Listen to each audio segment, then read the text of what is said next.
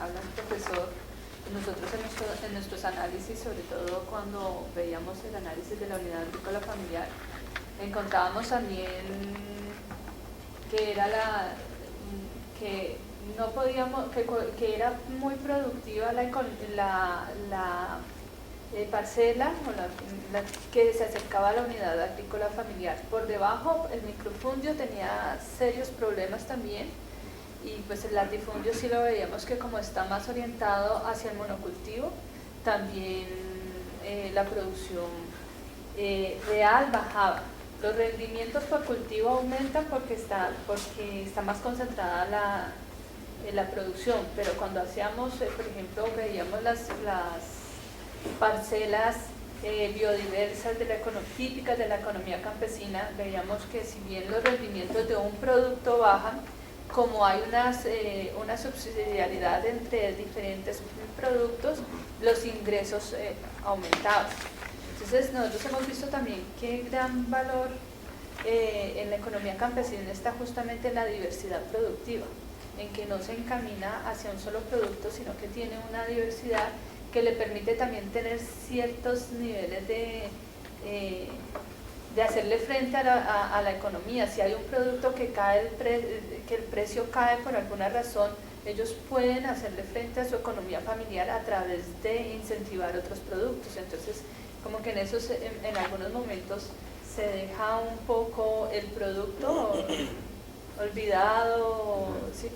Y se hace un énfasis en otro producto. Entonces veíamos que esa diversidad era muy importante mantenerla y promoverla en las pequeñas parcelas, en las parcelas campesinas. Una reacción y luego tomamos otros. Sí,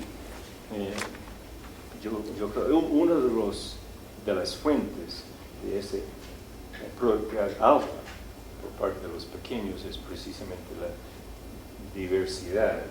Y entonces, como tú dices, la diversidad actúa como seguro en contra a precios bajando de un producto, porque típicamente no bajan para todos los productos. Y la diversidad también actúa de seguro en cuanto a si uno tiene 5 productos de pan coger, si la cosecha es mala en 2, pues uno queda con los otros.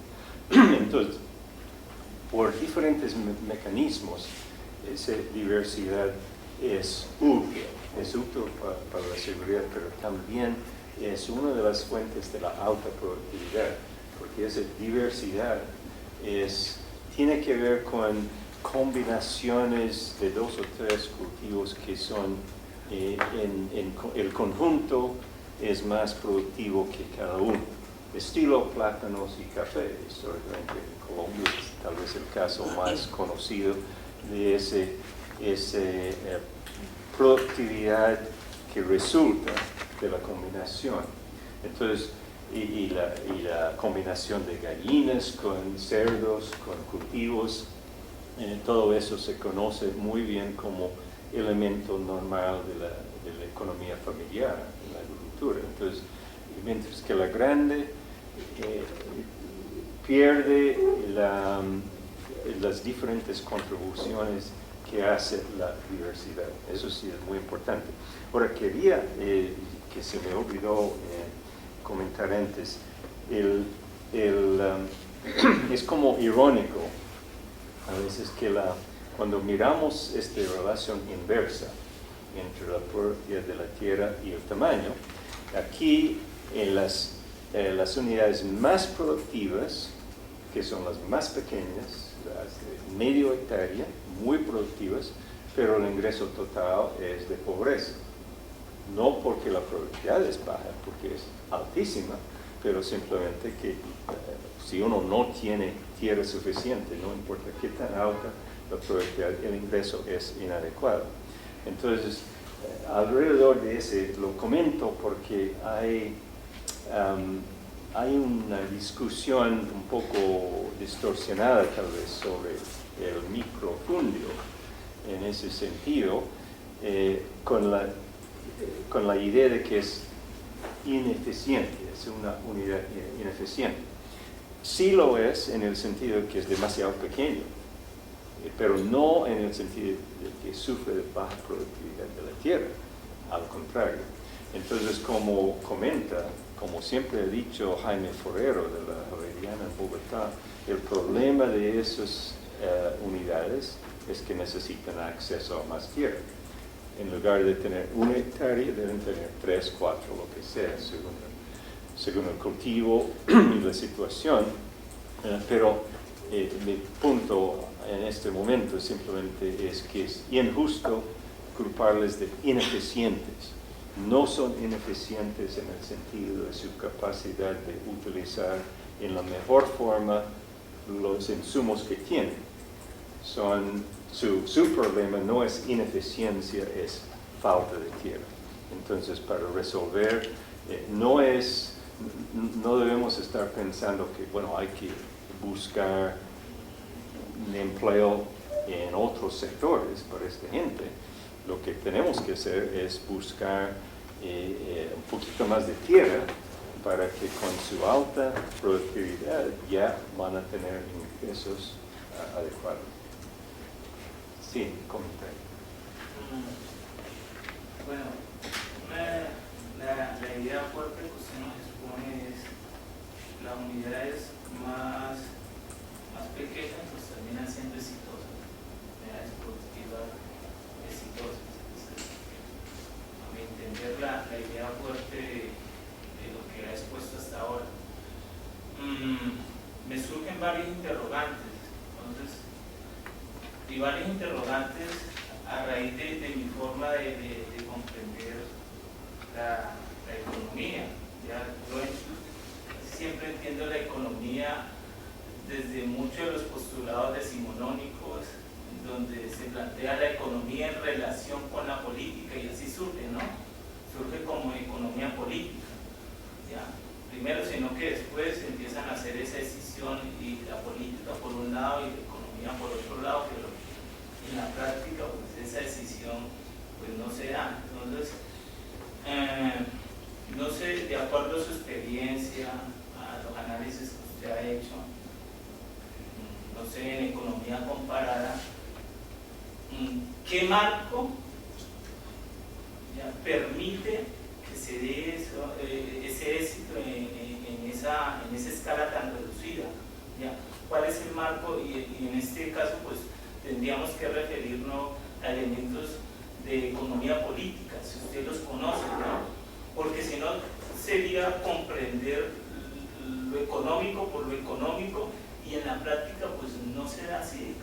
Deben haber una serie de lineamientos de paradigma económico-político que hagan que esas unidades pequeñas ya pues sean exitosas. Pues usted nos ha dado elementos económicos como la tecnología, ¿ya?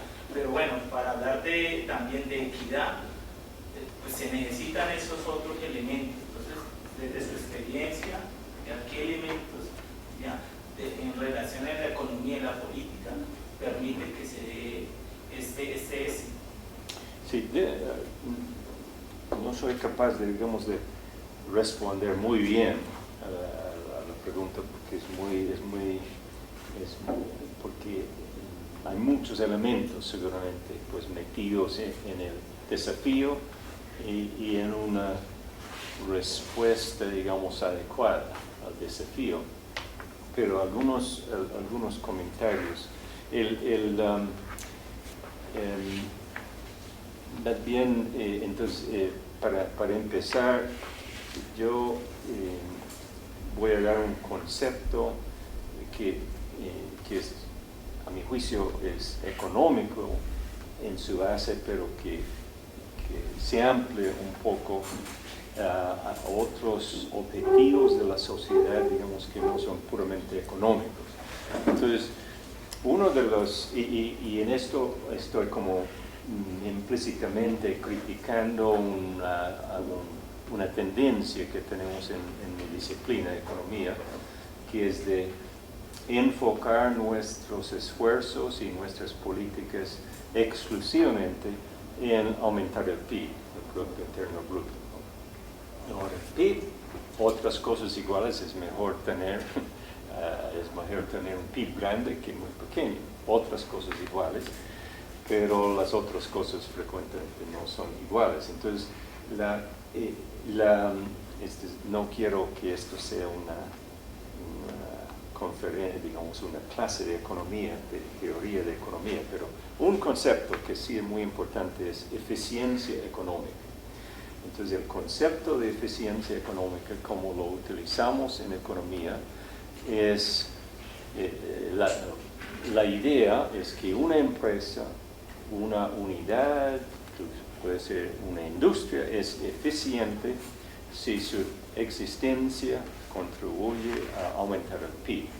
Eso quiere decir que los recursos que utiliza, digamos, esta finca, que hubieran tenido usos, digamos, diferentes al no existir esta finca, al emplear todos estos recursos, esta finca, la tierra, el capital, la mano de obra, se va a producir más de lo que se hubiera producido por esa mano de obra en otro sitio, por esa tierra en otras manos o ese capital. Entonces, ese es nuestro concepto de eficiencia. ¿Esta entidad contribuye o no al PIB? Si no, no queremos verlo como participante en la economía. Si sí, hace una contribución positiva.